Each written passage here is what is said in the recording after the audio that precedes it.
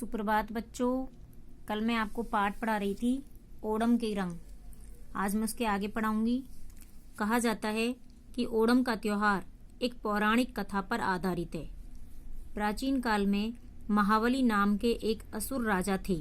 महाबली नाम का एक कोई राक्षस था, असुर राजा था, जो कि केरल पर शासन करते थे। उनका राज्य पृथ्वी, स्वर्ग और पाताल लोक तक फैला हुआ था, यानी तीनों लोकों में उनका जो राज था वो फैला हुआ था। महाबली के राज में लोग पूरी तरह प्रसन्न थे, परंतु देवराज इंद्र असुर राज महाबली के बढ़ते प्रभाव को सहन नहीं कर सके। जो देवराज इंद्र था, असुर राज महाबली का जो इतना प्रभाव जो बढ़ता जा रहा था, उसे देवराज इंद्र जो है वो सहन नहीं कर सके। इसलिए इंद्र ने महाविष्णु की सहायता ली और महाबली के विरुद्ध षड्यंत्र रचा। इंद्र ने किसकी सहायता ली? महाविष्णु भगवान की। और किसके विरुद्ध षड्यंत्र रचा? महाबली के विरुद्ध। एक दिन महाविष्णु वामन का रूप धारण करके राजा महाबली के पास पहुंचे। आपने देखा होगा महाभारत में या रामायण में जो भी, तो महाविष्णु यानी जो विष्णु भगवान थे वो वामन का अवतार लेकर के और राजा महाबली के पास पहुंचे और 3 पग भूमि की याचना की। क्या मांगा उन्होंने? 3 पग यानी 3 पैर से नापने के लिए भूमि यानी पृथ्वी मांगी। महाबली ने इस तुच्छ दान की तुरंत स्वीकृति दे दी। नहीं, महाबली की क्या चीज थी? इन्होंने तो तुच्छ दान समझा और उसकी तुरंत स्वीकृति दे दी। महाविष्णु ने तत्काल अपना वामन रूप त्याग दिया और त्रिविक्रम बनकर ब्रह्मांड तक फैल गए। यानी जो महाविष्णु थे वो छोटे बन के आए थे, वामन का रूप धारण करके आए थे। उन्होंने वह रूप तो त्याग दिया और वो त्रिविक्रम बनकर, यानी वो विकराल रूप धारण कर लिया। उन्होंने बहुत बड़ा रूप धारण कर लिया और ब्रह्मांड तक फैल गए।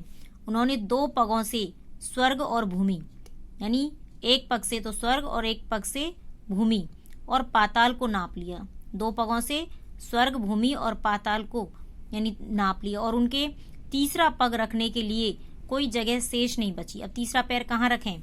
इस पर उन्होंने महाबली की ओर प्रश्नात्मक दृष्टि से देखा तो महाबली ने महाविष्णु के तीसरा पग रखने के लिए अपना सर झुका दिया। अब महाबली क्या करते?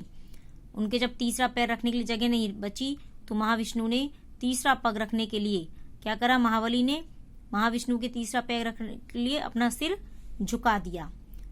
यों महाबली ने अपनी प्रतिज्ञा का पालन किया। जो ही महाबली ने अपना सिर झुकाया तो महाविष्णु ने अपने पैर से महाबली को पाताल की ओर धकेल दिया। यानी महाबली ने तो अपनी प्रतिज्ञा का पालन करा, लेकिन जो ही महाबली ने अपने सिर झुकाया तो विष्णु ने क्या करा? अपने पैर से महाबली को पाताल की ओर धकेल दिया।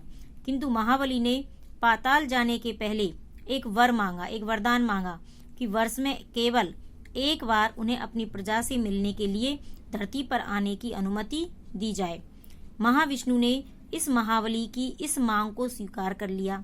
अब जनता की मान्यता है कि तब से महाबली अपनी प्रजा को देखने के लिए वर्ष में एक बार केरल आते हैं।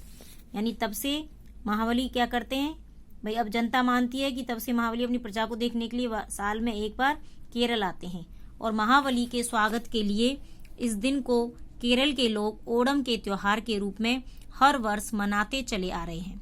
और महाबली के स्वागत के लिए यानी साल में वो एक बार आते हैं, तो इस दिन को केरल के लोग जो हैं ओणम के त्योहार के रूप में हर साल मनाते चले आ रहे हैं। तो बच्चों आज यहीं तक पढ़ेंगे। समझ में आ रहा होगा पाठ। धन्यवाद।